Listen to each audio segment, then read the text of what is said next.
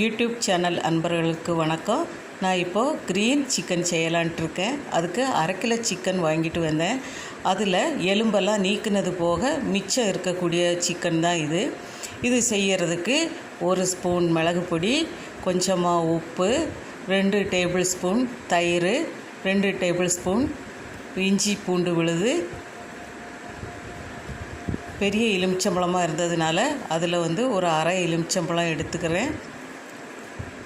அதில் ஒரு 2 மிளகாய், கொஞ்சம் கருகப்பில், கொஞ்சம் மல்லி இலை, கொஞ்சம் புதினா இலை, இது எல்லாமே ஒவ்வொரு கைப்பிடி எடுத்திருக்கேன்.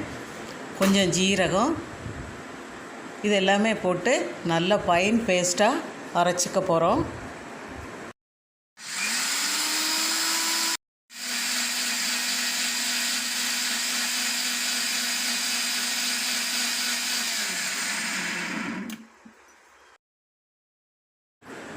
இப்போது இது எல்லாத்தையும் அரைச்சி கொண்டு வந்தாச்சு. இதை நம்ம இந்த சிக்கன் பீஸோடு போட்டு நல்லா விரவி வைக்க போகிறோம். விரவி ஒரு 2 மணி நேரம் நம்ம மூடி வச்சிடலாம். எல்லா பக்கமும் படுத்த மாதிரி நல்லா விரவிக்கணும்.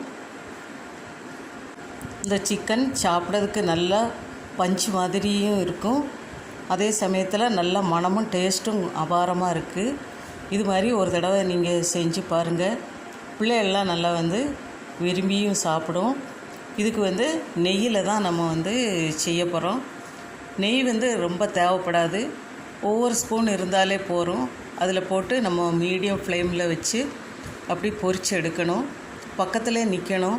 ஒரு 7 நிமிஷத்தில் இந்த சிக்கன் ரெடி ஆயிரும். நம்ம ஊற வைக்கிறதுல தான் கொஞ்சம் நேரம் பிடிக்குது. அப்படியே ஒவ்வொரு பீஸாக தான் எடுத்து போடணும்.